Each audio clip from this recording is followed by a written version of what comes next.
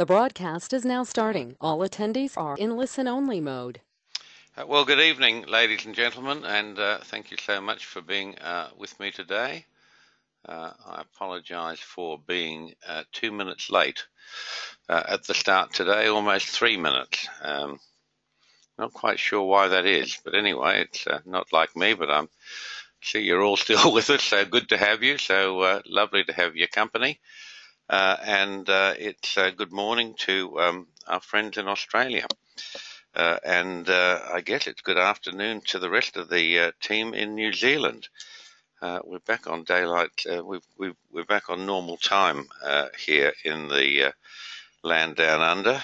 So we seem to be getting a little bit more together. That's one less problem we have to worry about. Anyway, can you all hear me? Hello, Boyd. Oh, Boyd's way up in Canada. Good friend of mine. Interesting. You make friends. I've only met Boyd once, but he and his wife came out to New Zealand quite a few years ago, and we had dinner together. It was lovely to meet them, and we've stayed well in touch since. And Otmar, welcome. You're a newcomer. Lovely to have you with us. And good evening to you. It's 10:30 on a beautiful Friday morning down here at the Gold Coast, which is in the state of Queensland, Australia. It's the tourist capital of Australia. It's sort of the equivalent to Miami, I guess, but a whole lot nicer. And I can tell you that looking out my window, the grass is wonderfully green. We've had a bit of rain. Had a lot of rain, actually, when Cyclone Debbie came through, but everything's recovered now. The Pacific Ocean is fabulously dark blue. The surf is white. The beaches are white and sparkling and go on forever, and everything's absolutely fine with me. For the rest of you, things may not be so fine, because I think the rest of the world is pretty well screwed. So we're going to talk about that today, and we're going to see what's coming down the track. Donnie Maydell up there in Canada, lovely to have you with us. See who else we've got. All the usual. Adrian's going to do a tutorial in a couple of months. Adrian, I got your email. Akshay, nice to hear from you. Albert, a long-time friend. Boyd, Captain America. Chase, who's encouraging me to give up smoking. Still working on that, Chase. Webby, the king of the black lines. Donnie Maydell up in Canada. Eric Plexman, we talked about Eric last week, my good old friend. And he is an airline pilot, and I thought he'd retired, but I had an email from Eric saying he's not retired. Air Canada's given all their pilots an age extension, so he's in the prime of life, still flying intercontinental jets, living in luxury and happiness in the Cayman Islands. Adrian, the answer is yeah, we can do anything, mate.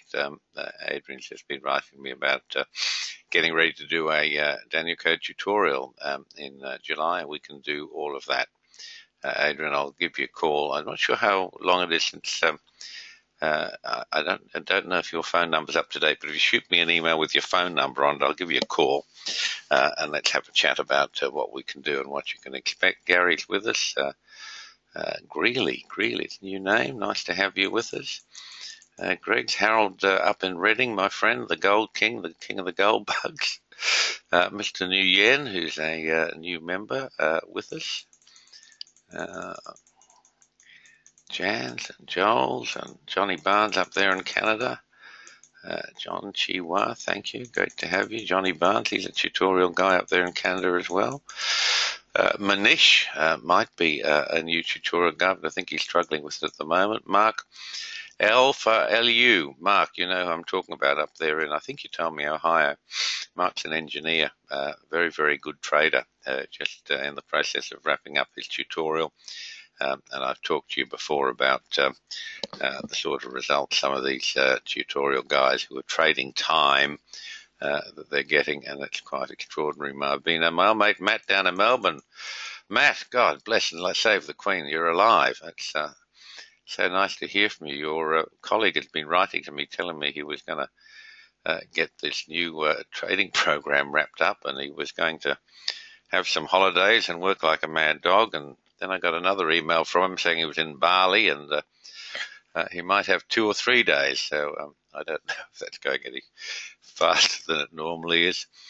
Tony, you should have the picture.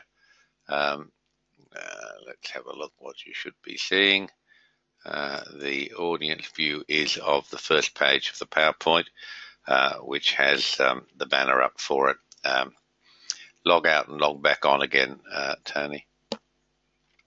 Where are we up to? We're seeing all our friends here.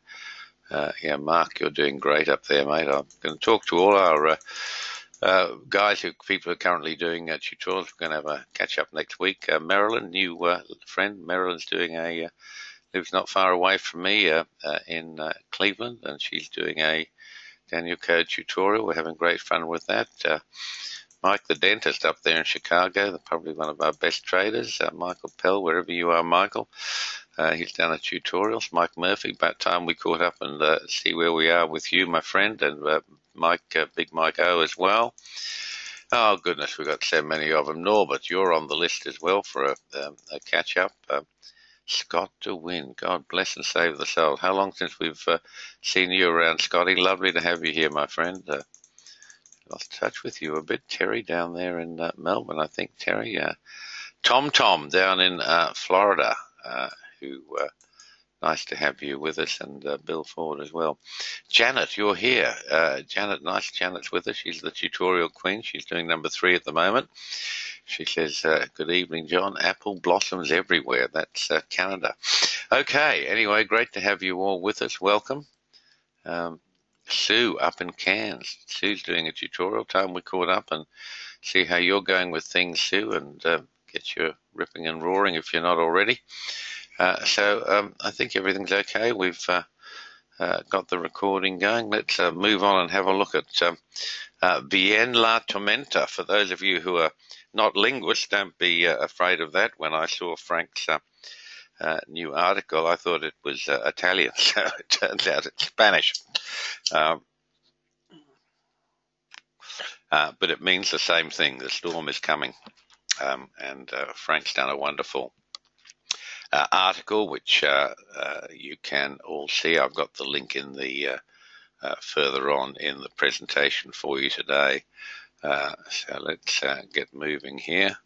And what I want to talk to you about, folks, I think we're going to have some interesting times, and there just seems to be an awful lot of angst and noise everywhere, doesn't there, at the moment? It's all a bit, let me see that this screen has changed for you. Yes, it has.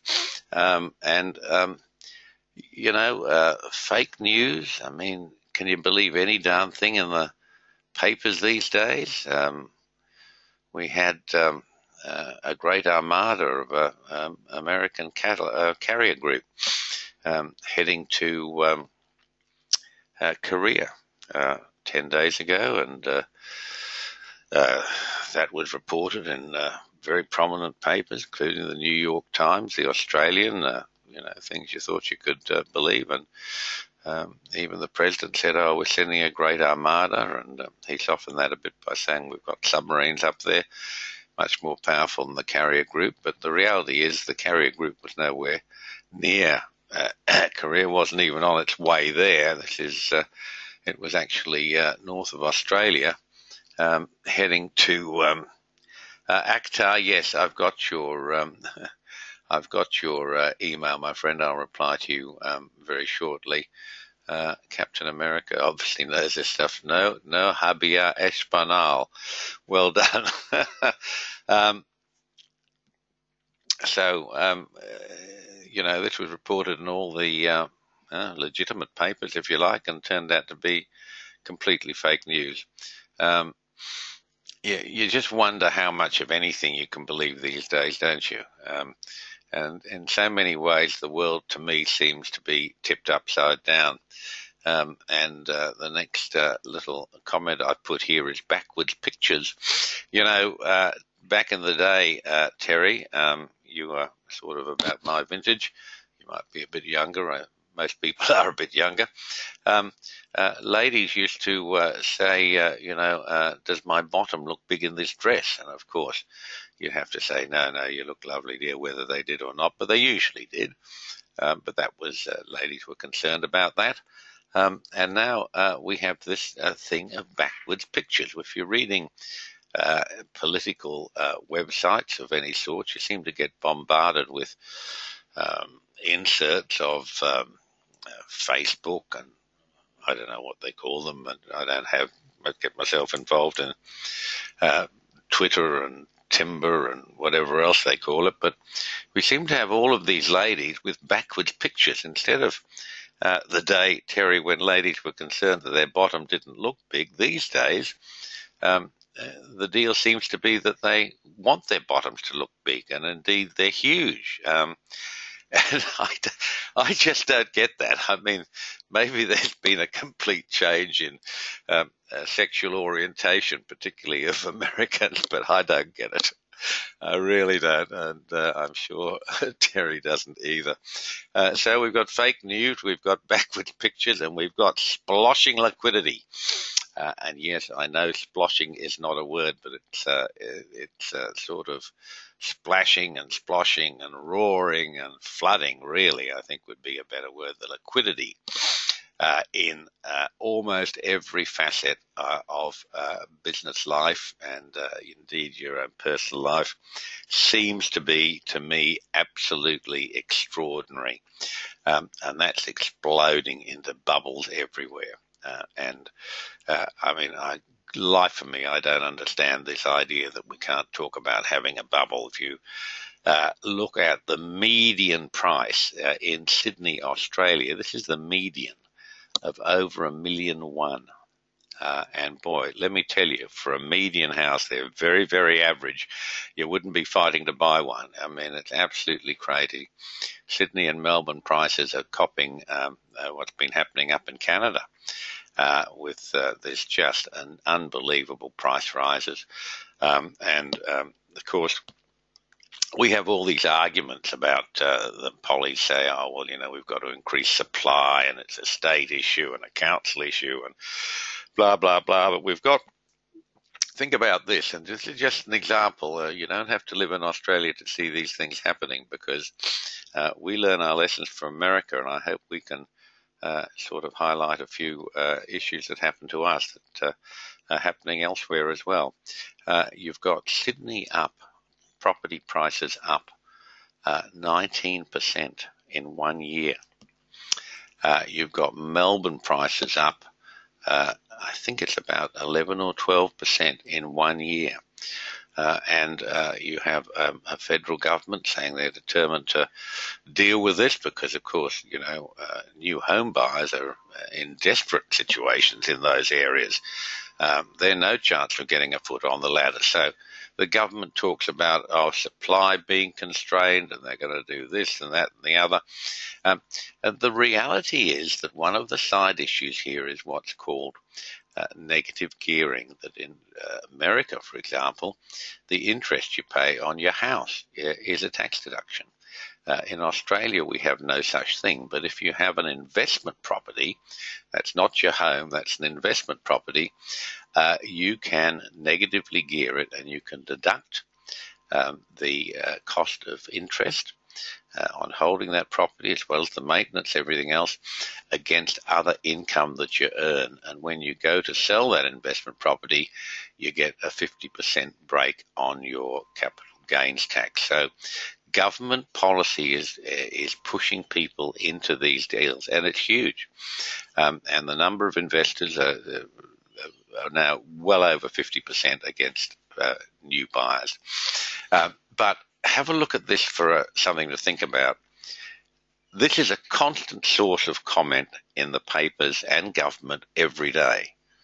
And a lot of it's aimed, because there's this sort of class divide, the Liberal Party, which is our conservative party equivalent, the American Republicans, they're just interested in keeping property prices as high as they can be because that's their constituency. The other side is called the Labour Party. It's the equivalent of the Democrats. And Janet Rivette, 540,000 for a 2,200 square foot townhouse, 45 minutes from Vancouver. Donnie Maydell, look at this, 33% annual rise in Toronto.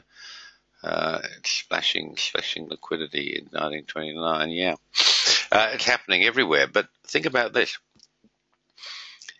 In the other big cities in Australia, Brisbane, Adelaide, Perth, the more civilized of the big cities. I know we've got Darwin up in the far north. It's not really a big city. But Brisbane, Adelaide, Perth, housing prices are hardly rising at all. 2% for the year in Brisbane, minus 4% in Perth, maybe 1.5% plus in Adelaide, whereas the next airline stop across, which is probably an hour and a half, is up 12%. The next one going north is up 19%. So it can't be, can it, all put down to negative gearing and those sorts of ideas. The real answer that nobody will talk about is its immigration. Australia has the highest immigration per capita in the world, and it's crazy, absolutely crazy. The worst managers in the world, unfortunately, are government. The public servants do their thing. Nobody seems to know what the hell they're doing. And have a look at this line 2 steps down. With all this massive media coverage and website coverage, commentary, which we get blasted with 24/7, it never hit the papers that last year in a little country like Australia with only, 23, 24 million people, we spent $500 million for airfares for our top public servants. And in that group, which is called the Special Something or Other Department, there's only 2,000 of them, and they weren't all traveling. Okay, so for less than 2,000 people as a group, we spent $500 million on airfares, and it never made a newspaper. I mean, it's absolutely extraordinary. And, the property bubbles that are just being driven by immigration, because where do the people go? They want to go where the work is. The work is in Sydney and Melbourne. The immigrant numbers into those states, into those cities, is absolutely extraordinary. And government's managing this. I mean, you drive down the highway, we have a big freeway here called the M1. It runs from middle of southeast Queensland. Sections of it follows the old Hume Highway. It's the main north-south thoroughfare. It's a parking lot twice a day, sometimes 3 times a day. I mean, governments approve building approvals. They must know years ahead how many houses are going to be in that subdivision. What's the average number of people going to live in that house? How many cars is that going to put on the road? And they know that 3 and 4 and 5 years before it happens. But they never build the roads. Everything else is important, but not building roads. It's crazy. So bubbles everywhere. Add to that threats of war. The drama is just ratcheting up.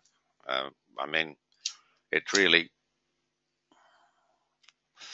scandalous when you see a short view of history that these issues with Korea aren't new. This is what started George W. Bush's presidency, and then Obama for 8 years. Nothing's been done. Korea is getting marvelous technology, roaring ahead. Got nuclear devices, got nuclear weapons, now trying to perfect its delivery systems, and it's just getting better and better. Now, this isn't new. This has taken decades. Nothing's happened. Now it's dumped into Trump's lap. He's going to have to deal with it.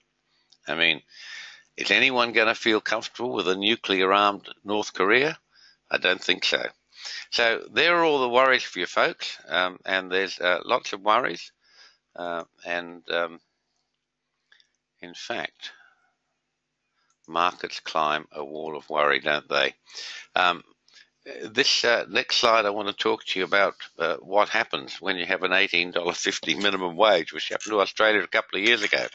And, you know, this $15 minimum wage movement starting in America. And as you get older, you become more of a socialist.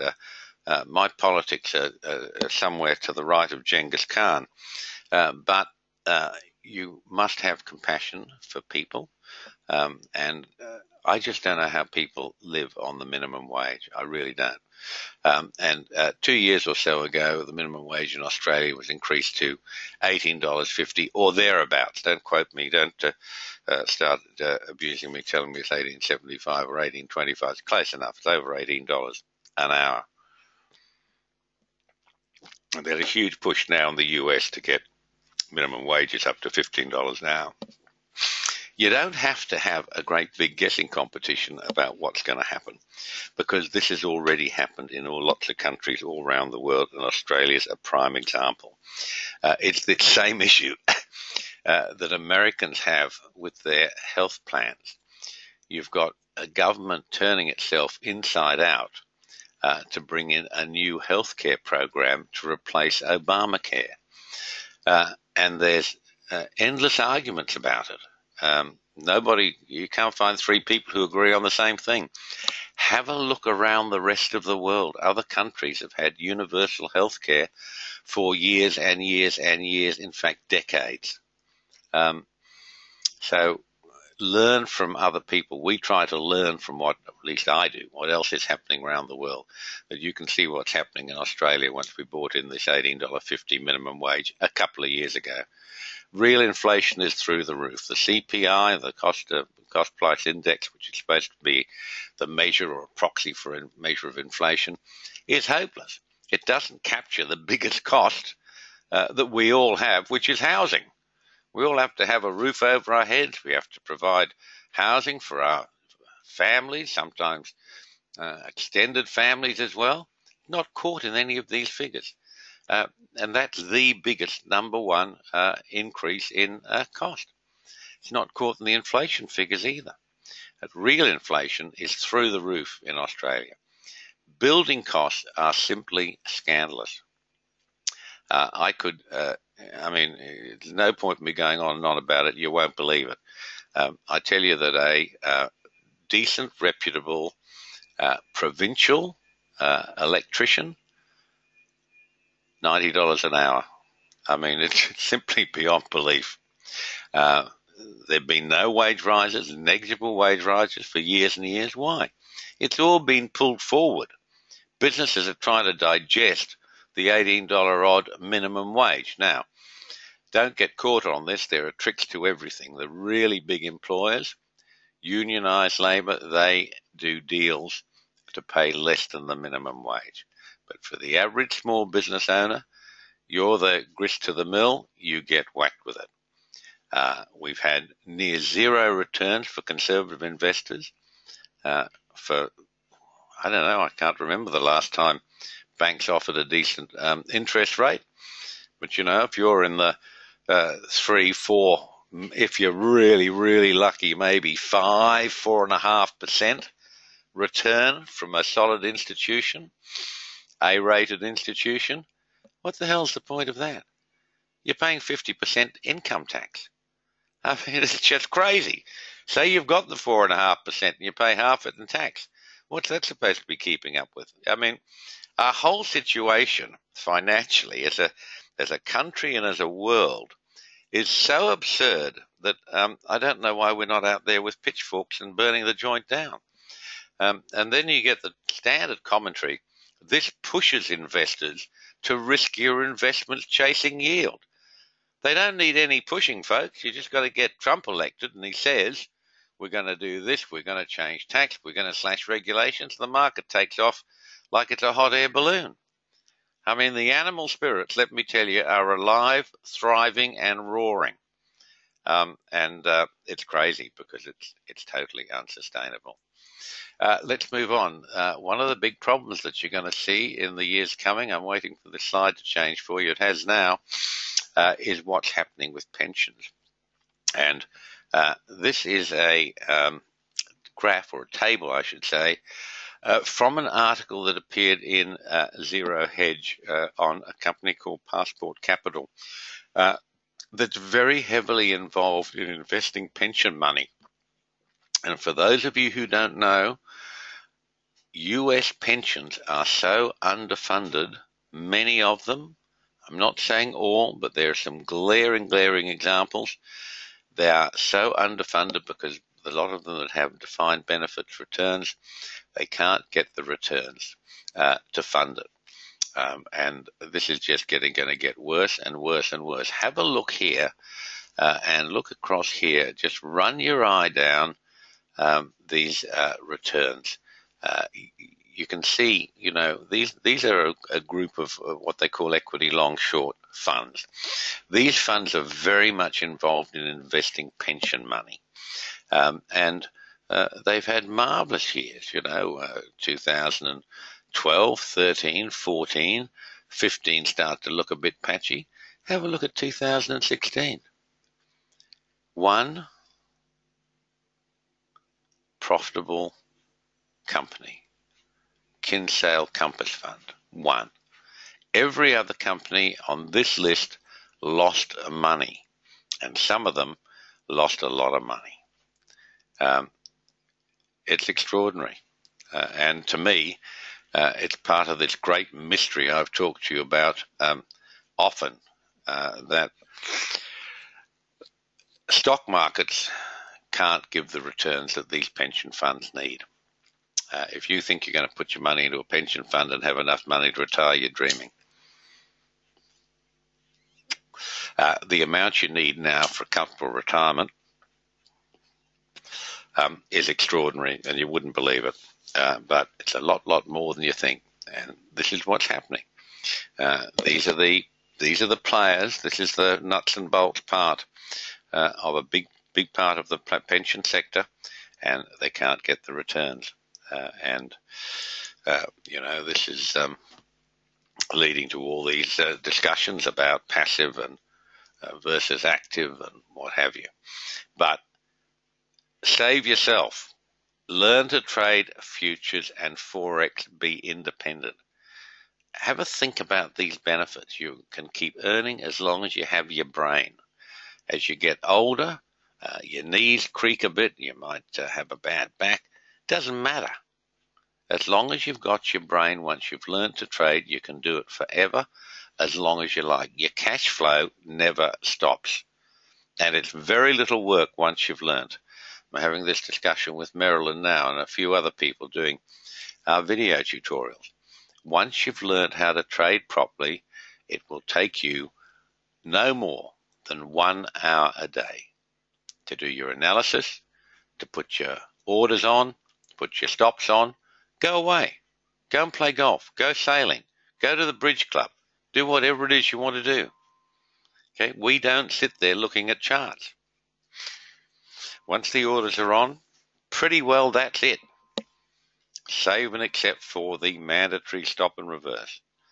So you've got some startup costs. You have to learn how to trade, and you have to learn properly.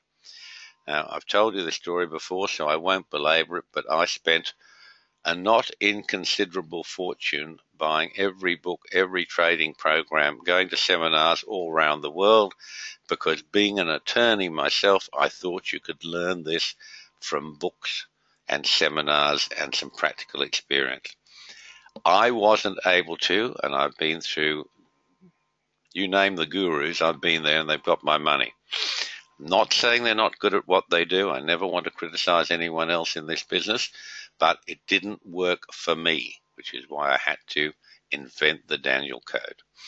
Once you have the cost covered of your learning, your tutorials, and you need some capital to trade. You don't need a lot of capital, but you need some capital to trade. You have to put up margin before your broker will let you trade futures or Forex. After that, folks, you need an internet connection and some basic software. There's no cost apart from that. You don't need a fancy computer. I'm looking now at my laptop beside me, which I guess is 10 years old, this main computer that I do most of my work on. It's got to be same sort of age. When I have to replace a computer, just go and buy a basic computer. You don't need anything fancy. You get a bit of extra RAM is great, but you don't need it. Any basic computer, any modern computer that's not cluttered with pictures and videos will run this stuff like a whiz. There's just no tech in it the way we do things. If you want to drive yourself mad with algorithms and everything else, go right ahead. We don't do that. And the lovely, lovely thing about futures markets and Forex, you get paid exactly the same if the market's going down as if it's going up. And that's a joy. The reality is, as traders, we don't really care what markets do because we're going to get paid as much either way, as long as we know what the signals are and as long as we can execute. And, you know, this brings us to the great shorting rort in stocks. If you don't know what rort means, it's an Australian colloquial expression which means a good deal that you're not in. In other words, excuse me, something tricky. And shorting stocks is real tricky. Stocks are a protected species. Government, agencies, regulators work themselves tirelessly to ensure markets stay up, because you've got a whole lot of people who don't know what they're doing with a whole lot of their net worth invested in stocks.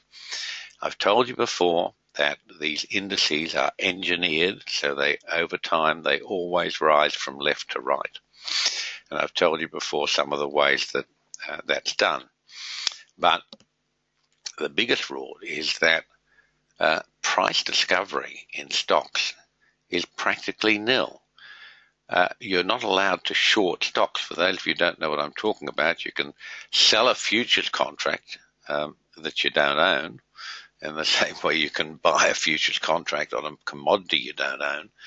But for stocks, if your view is that the market is overpriced or overvalued and is going to head south, it's a real rigmarole for you to do it. You have to go to an institution, find out if they've got stock available. You have to borrow or lease that stock from them before you can sell it. And then you have to buy it back at the end. I mean, with futures and Forex, it's just a click of the button. You sell a contract, you buy it back when you want to. But shorting is a dirty word in the stocks world, and you'll see those of you who follow financial commentators and financial papers, you'll see the directors railing against anyone shorting their stocks. So nobody seems to have any clue about price discovery. It's all about maintaining the great push up. Let's keep moving on, folks. You might think I'm wandering today, but there are lots of things I wanted to tell you. If you're interested in learning how to trade futures and Forex, you can let me know. Send an email to jneedham@thedanielcode.com. You can do a video tutorial with me pretty well any time. We are having enormous success with it. It seems to be a wonderful way for people to learn. I'm still going to do the live tutorials, but I can't tell you when. There's nothing set up for the immediate future. But shoot me an email if you're interested in doing a tutorial. I'll send you the syllabus and I'll give you a call and we can have a talk about it. Okay, let's have a look as the chart changes. This is the S&P index. This is the 24-day long-term trend chart. And you might remember, folks, and if you don't, go to the website. In December 2016, December the 8th, I told you the next target for the S&P was 2,400. You can see the 2393 number on there. And then, in fact, this is exactly the chart I showed you. And if you want to, let me see, I'll open this here. If you want to actually see that webinar, you can. It's on the Daniel Code website. Go to the website, www.thedanielcode.com. and click on videos. It's in white at the top of the website page, and that will open up a host of previous webinars. And the one you want to see is called S&P and Consensus Conundrum. S&P and the Consensus Conundrum. And we were talking there about the divergences that were happening on some of the major charts, and you'll see that video was dated December the 8th, 2016. So way back then, 5 months ago now, I told you this market's next target was 2400. For those of you who are new to the Daniel Code, you might know that about 10 days later, Goldman Sachs came out and said the next target's going to be 2400, and then everyone latched onto it. But that is a very significant target at the moment, and that's one of the reasons these markets are stalled. And we need to think about that in terms of Frank's article and his call on the NASDAQ, which is really the multiples on some of these disruptor stocks. Snap had a target of $17 on its IPO, went off at $24, $25, $26.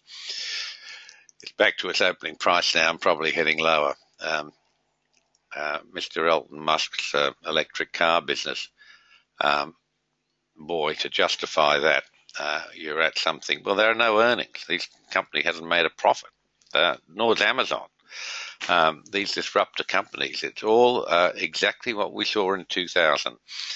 It used to be called eyeballs and clicks, and that's what drove the market. God knows why. But this is this animal spirits, this amazing enthusiasm for technology stocks, particularly disruptive stocks in major industries, the Ubers, the self-drive cars, all this sort of stuff. But the pricing of them is honestly beyond perfection. And there are going to be some big problems, and it's going to bite really hard in the NASDAQ. Now, what's that going to do to the rest of the market? We're going to have a look. But bear in mind, this 2400 target, I told you about that on the 8th of December last year. With our trading, we're going to come back to that. I'll give you a lighter note now. Why we trade across markets. Profitable trading requires volatility. Volatility is like waves. It comes, it ebbs, and it flows. And we can't forecast volatility. So how we deal with that, everything we do at the Daniel Code, there's a strategy and there's a logical strategy. And how we deal with not being able to forecast volatility is that we trade across markets. We trade a number of markets. We have Sister Sage, who I don't think is with us today, trades 50 Forex markets. I didn't know there were so many, but she tells me she does. Very, very successful trader. I trade 7 or 8 markets. And why do we do that? Because the theory is, and it's correct, that there will almost always be one or more markets that have sufficient volatility to reward you. So have a close look at this chart. This is coffee. Let me go back to my other chart so I can give you an intelligent comment on it. And what we had here is that, here we are. We had the rollover of contract on April the 13th. We went to the July contract. And you can see the last up bar that set up. It says there, DC hook trade set up. Swing traders are long and wrong. This is something that you learn in tutorials. I've also talked about it in previous webinars for you. The Daniel Code hook trade is an amazing beast. It sets up often. It doesn't get elected often. But when it does, it's extremely valuable because the market is wrong at these points. The consensus is wrong. The swing traders here were long. This is Tuesday of this week in coffee. The swing traders are long, and we had a number of things happening. If you have a look at the lines running across the page, we had our standard DC retracements. We had a red line at 146.10. We had the high on Tuesday at 145.90. Now this market moves in 5 ticks at a time, so that's not as far away as it looks, and that's what set up the hook trade. Sav, for your interest, 19 days this hook trade took to set up.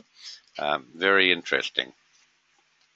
And then you can see there's another black line there at 146.55, which I've called another type of DC black line, equally valid. Look what happened. We had a TO3 sell signal for you to execute on Wednesday. Tuesday gave us a moonbeam, a Daniel code time sell signal that was elected. And the variance, this little run up before it kicked through to the outside bar, was 3 ticks away from that 146.55 number. The high of that outside bar, it ran up to 146.40. And the next numbers, 45, then 50, then 55. So they're the 3 ticks. As thick as a hair, just almost perfection. And then you got this nice bite as the time signal bit. Big rundown, bigger rundown today. You're sitting on the best part of $3,000 per one contract, simply for knowing that signal. So it's great that Akhtar's had thought the hook comes after the CTP. Can come anytime, Akhtar. You need to do another tutorial, mate. A lot has happened in the years since I saw you, Akhtar. We have almost entirely new stuff. But this is the hook, which you know about. Anyone who's done a tutorial knows about this. And that's why we trade across a number of markets. And there's a sort of a basic philosophy of getting your trading right. One of those things is you learn to trade with 1 or 2 markets, but then as you expand that, I like to see you trading 4 or 5 markets if you can. Now, I know there are limitations with margin, and you need a bigger account, etc., etc. But do what you can, start with what's available, and work your way through there. Don't get blindsided and stuck on the S&P. Almost all our new clients, they want to trade the S&P, E-mini, and gold. There are other markets that are a lot more rewarding. The S&P at the moment is great. It's moving around a bit. But once it gets into that lockstep drive up, you don't make any money. Look what happened to all these hedge funds in 2016. Market was up all the time. There wasn't enough volatility to create returns for them now. Don't get yourself caught in that position. Think about diversifying across markets. This is the British pound USD chart I wanted to show you folks because time is more important than price. And with our new 2017 syllabus for the tutorials, the emphasis on time is extraordinary. The results that some of our clients are getting, Mark, you know, you're here with us, and so is Janet, Don, anyone who's done a Daniel Code tutorial fairly recently has learned about trading time. The results these folks are getting are wonderful. And time is more important than price. And here's a bit of an example. I want to share it with you. And this is British pound dollar, which had a big drama-filled week when Mrs. May decided she'd call an election. And for some reason, the market went nuts. Well, let's have a look at it from a trading perspective. The first bar you can see there has got on it a TO3 sell, and that was a signal posted for Thursday, April the 6th, and was elected on Friday. It was Easter, Good Friday. Most markets were closed, but Forex keeps trading through all these events. And when that bar was finished on the Friday, it created a time buy signal in the Daniel code. It's no price signal there. There's nothing in any of our studies there. It's purely a straight time buy signal. which was created on Friday, April the 7th, Good Friday, and also on Monday, Easter Monday. So if you bought the high of that bar based on the time signal, look what happens. The next day, the very next day, which is April the 11th, I'll put a highlighter on here so you can follow this. Here's a spotlighter. On this bar here, this is April the 11th, you had a Daniel Code trend change.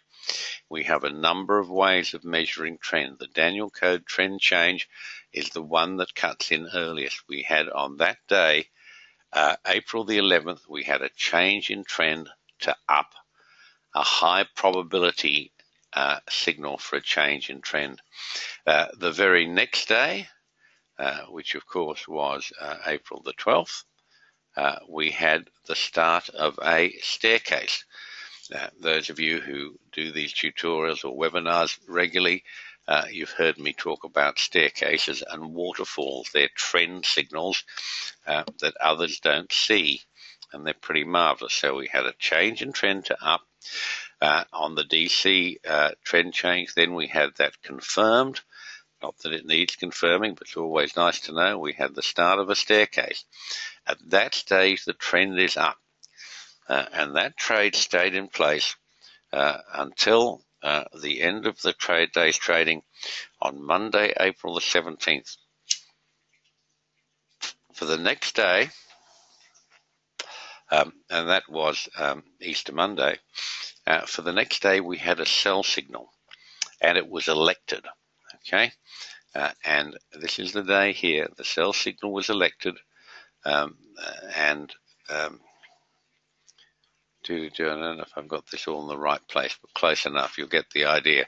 We had a sell signal, and then because we got an outside bar, you had to do a stop and reverse. In other words, if the sell's elected on an entry day and you get an outside bar, that is, it takes out the high of the setup bar. That's the setup for an outside bar, and you have to do a stop and reverse. Now, I know for those of you who work, it can't be done, but at least your stop would be there. But if you can't do the stop and the reverse, it meant you missed this big trade. But those of you who could, you were well rewarded. This thing made $3,050, just about thereabouts on the day. I think I've actually got that dollar value in the wrong place. I had it right and it's moved. So basically you made 950 on this trade running up. This was from the time signal. Then you had a loss because you had to sell this below the low of 0417 and then do a stop and reverse and go long at the high on the same day. And off it went. So you can see the importance of time signals, that there is no buy signal on its own at the little low, which came on 0407, 0408. Now, those of you who follow Daniel Code charts, there was a red line, there was a retracement there at 1.2362. The low of that bar was 1.2365 on 0410. But that gave you a key reversal bar at Daniel Code support. That's not enough to trigger a signal. Okay, but time gave you those signals, so very important you get your head around all of that. Let me see here and get rid of this drawing tool so we can move on, folks, and let's talk about Frank and the Fourth Seal. Frank's article, which you can see is down here. This is the link. You should be able to click on it. Make sure it's changed. Yes, it has. You should be able to click on that. It's a PDF file. If that doesn't open, just copy that link and post it into a web browser. It's a wonderful article.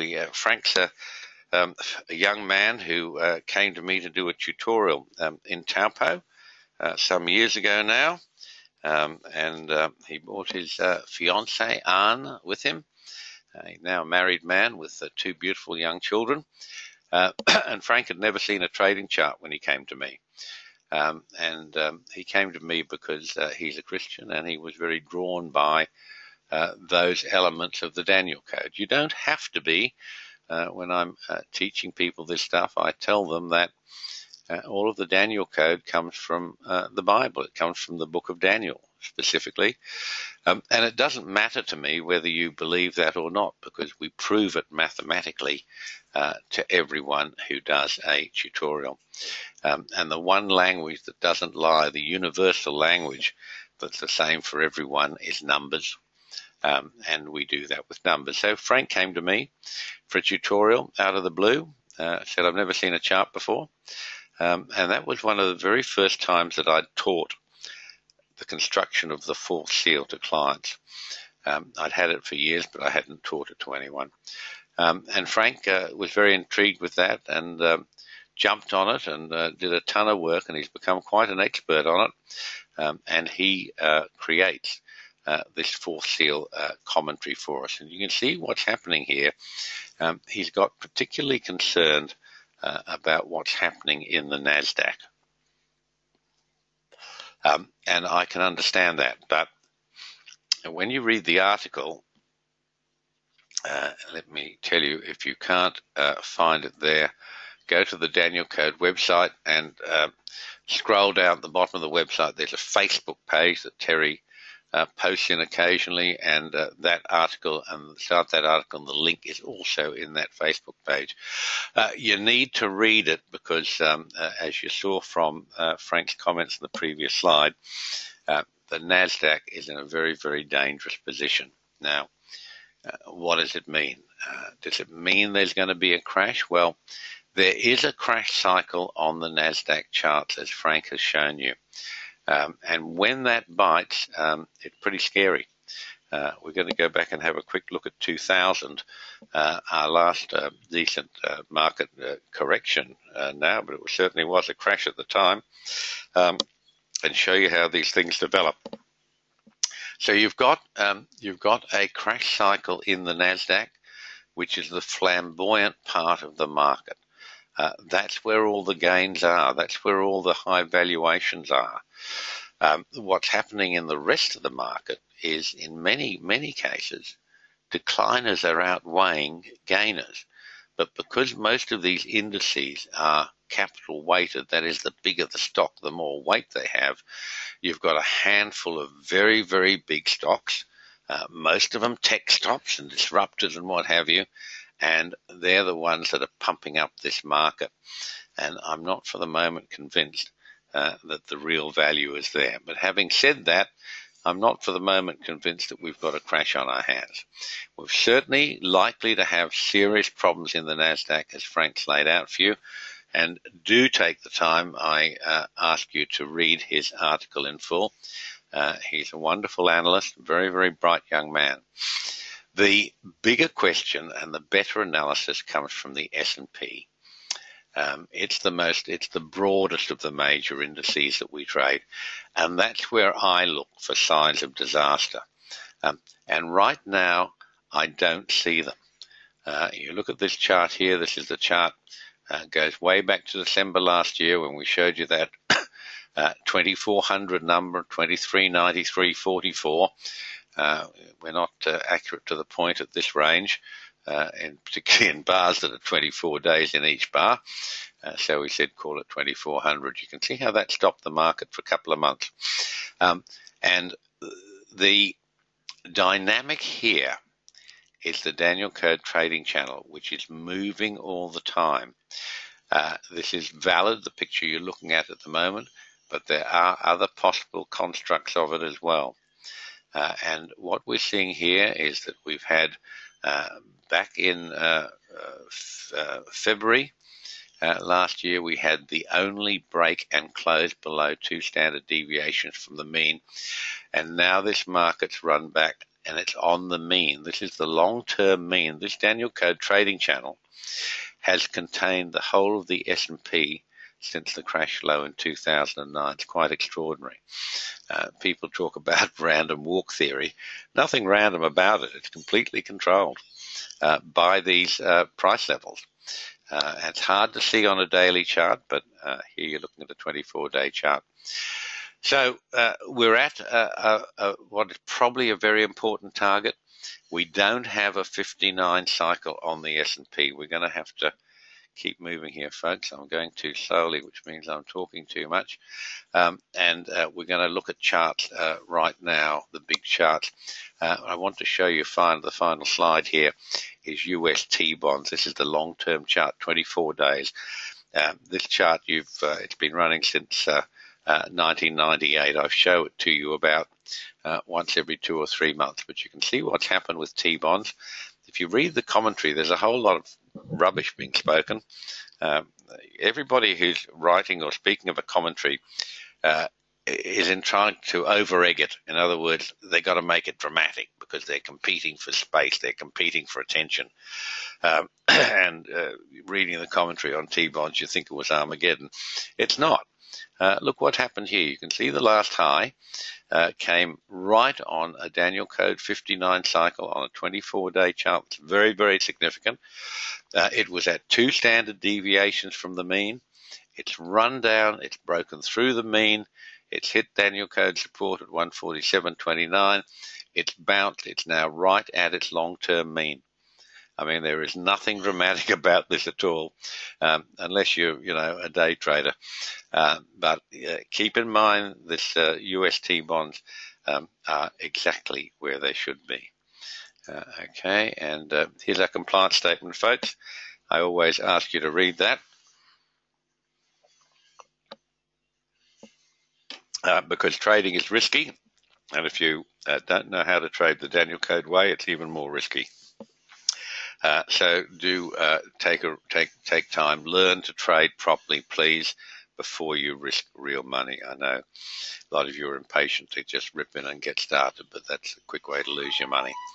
Okay, let's get rid of that and let's look at some charts. And we haven't got terribly long. Mr. Deck, you can get the recording, old fellow. Glad to see you with us. He's just joined us. He's a pommy guy. Yeah, okay. Let's look at some of these charts I want to show you. I want to start with the really long-term trend charts. That's these are the 24-day charts. And let's have a look quickly. Here's the S&P. Have a look at this. Look at these adventures we've been through, folks. Here's the 2000 high. Here's the 2007 high. Here's the 2009 crash low. Look where we are now. Wow, the world has changed, huh?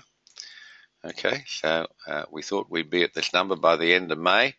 Markets accelerated faster than we assumed. We assumed it would run up the median, which will have it there in about, a bit later than May. But we're not far off there now. There is a 59 cycle on the S&P chart, but this is not the death cycle. To get the death cycle, it has to be 59 high to high on the first hop. This is 59 low to high. And if this doesn't look like the low to you, it's the week of August the 16th, 2011. It's in fact the closing low of that push down. 2 months later, remember this is a Daniel Code monthly chart if you like. 2 months later, in October 2011, gave you the chart low, but the closing low came on this bar here, August the 16th, and it's the time cycles can run from chart high lows or from the close of that move as long as it's more than 1 standard deviation from the mean. This is pretty close to 2 standard deviations from the mean, so it's a valid starting point. You've got a 59. This is it here. It expired on April the 3rd. These are accurate to plus or minus 1 period. So we do have a 59 top in the S&P, which is the broad index that's much preferable for long-term forecasting, but we've got flashing amber lights or even red lights from the NASDAQ saying beware. We don't have a death cycle in the S&P, but we do have a valid 59 cycle. We've had resistance at 2400, which I forecast for you on the 8th of December last year, and that's holding at the moment. The big point to remember with all this forecasting stuff, very, very interesting.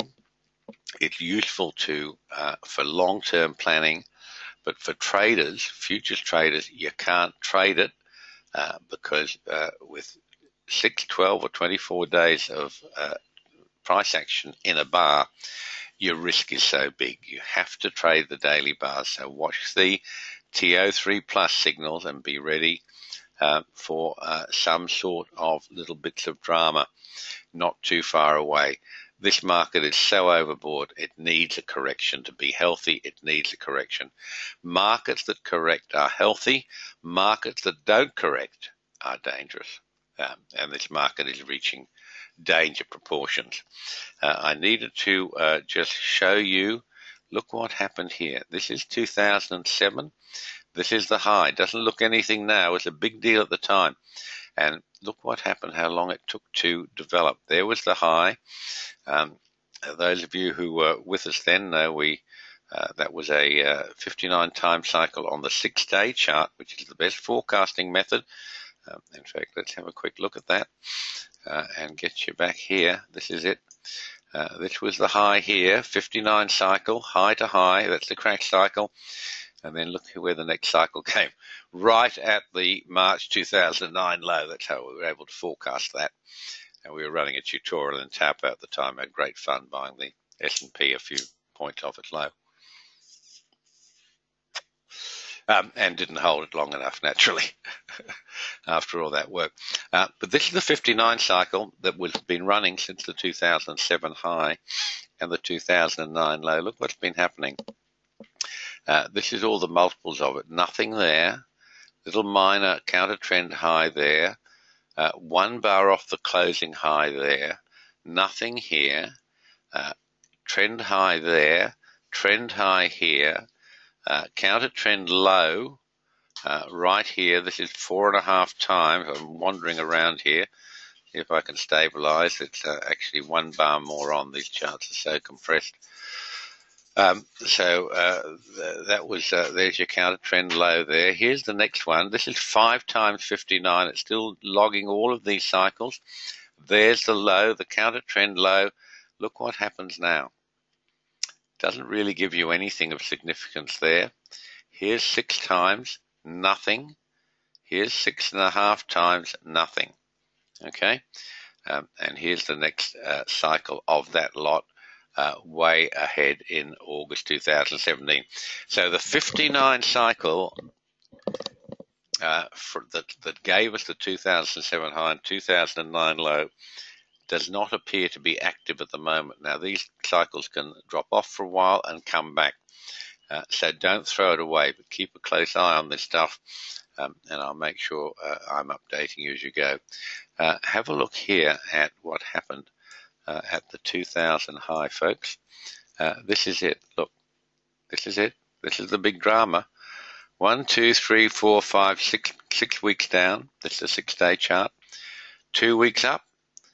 1, 2, 3, 4, 5 bars down. No one was panicked at this stage. 1, 2, 8, 10, 11, 12, say 14, 15 weeks into a counter trend high. No one was panicked at this stage. And that's when it took out those lows, that's when the panic started to set in. You can see that down it went, had a forced little rally for a few weeks, and was the big drops here. So keep in mind this pattern here. These things take time to develop.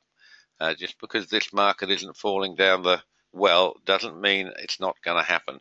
This market needs a correction, and this is a great place to have it. I wanted very quickly to talk to you about the US dollar, folks, but time's moving on, and I don't think I have time to do that for you. So we'll do it next week. Let me have a quick, might be able to grab it right here. That's the S&P DX. Here we are. This is the US dollar.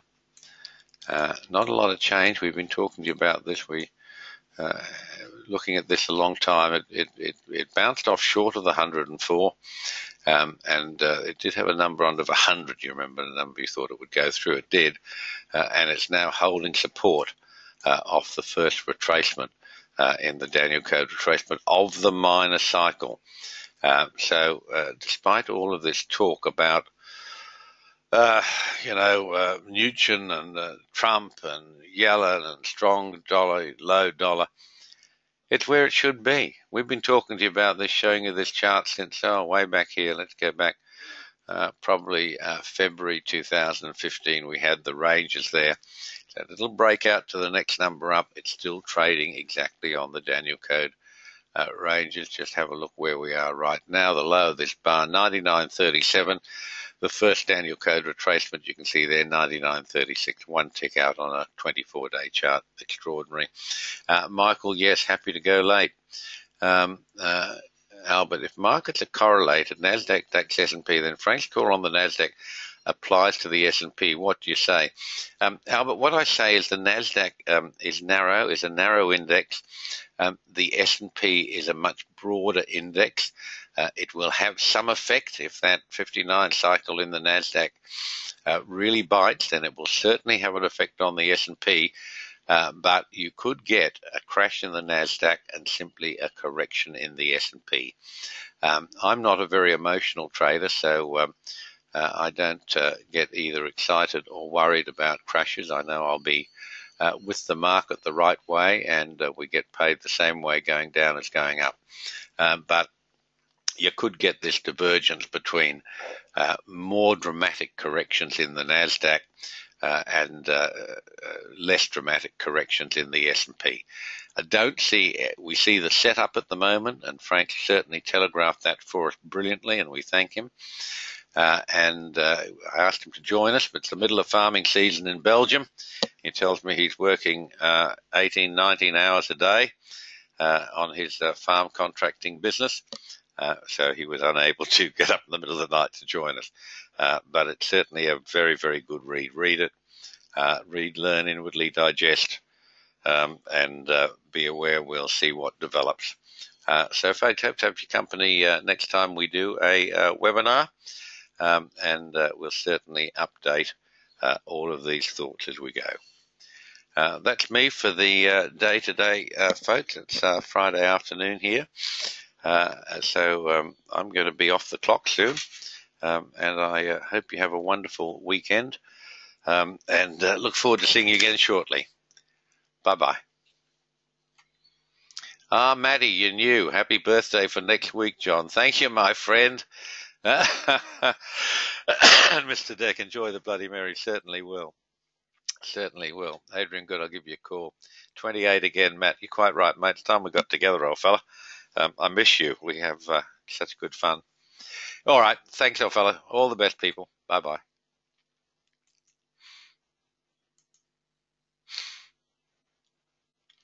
Thank you, Othmar. Bye-bye for now.